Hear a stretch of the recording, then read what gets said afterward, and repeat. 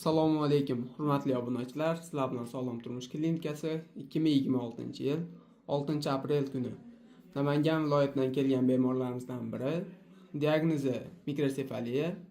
Hozir bemorimizning buvisi bilan suhbatlashamiz.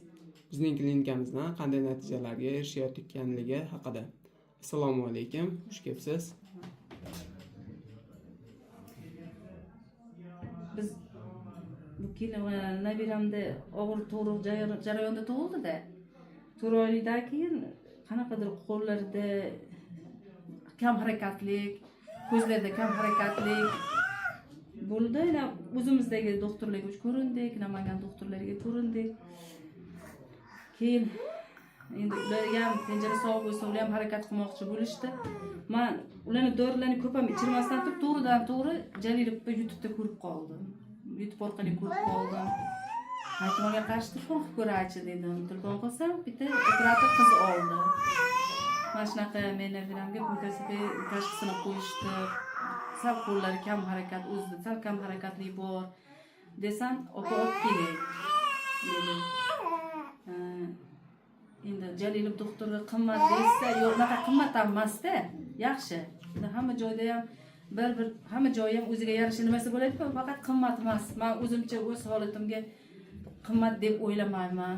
Yaxshi, doktor saxovatpeshi. Nabiramni o'shanda ham endi men gazli texnikalar nima olib kela olmaydi. Dekabrda gazli ushdi, endi sharoit shunaqa. Gazli ushdi nimaga qarab keyin doktor bilan bog'landik YouTube orqali. Doktor iltimos, nabiram kech qolmasin kasallikdan, sizni ko'p bemorlaringizni tomosha qildim, ko'rdimda. Menga Allohga tavakkal, o'zimizdagi tushgan nimalar orqali bo'lsa ham, ya'ni tashxislar orqali bo'lsa ham menga dori-darmon jo'natib turing. Sharoitlar mana nimalar bo'lgandan keyin, texnikalar yaxshi yurib qolgandan keyin biz sizga murojaat qilamiz dedik.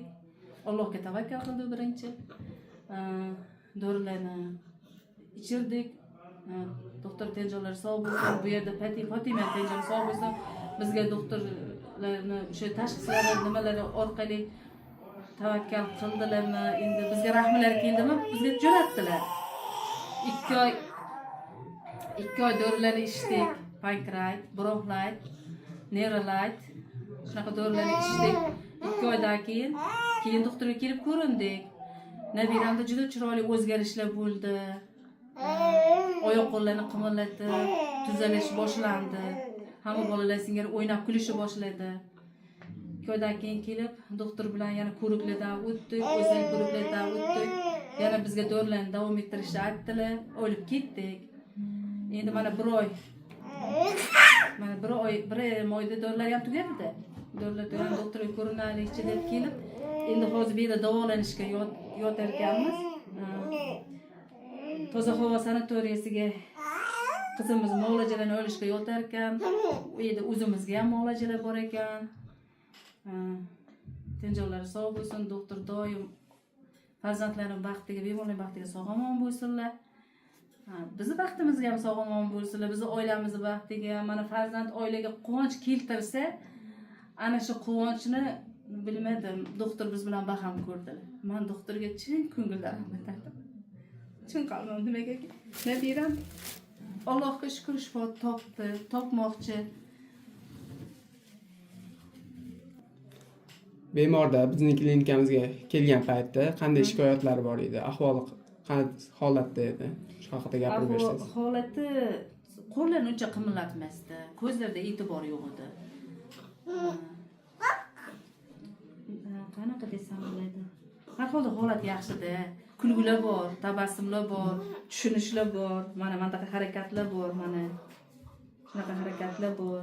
Juda o'zgarish yaxshi. Boshlarida ham o'zgarish o'zi chiroyli, o'nglar rosa yaxshi, xudo xolasa. Juda o'zgarishlar chiroyli. Biz doktorimizga kommentariyada yutib oldik. Bizga va'dalarga binoan 2 kunlik kunimizni tekin bekorga davolashga nima qildilar? Rahmat, tenjonlari sog' bo'lsin. Oila baxtiga ham sog' bo'lsin. Rahmat, bizning klinikamizdan bunaqa katta natijalarga erishganingizdan juda ham xursandmiz. Sog' bo'linglar, salomat bo'linglar.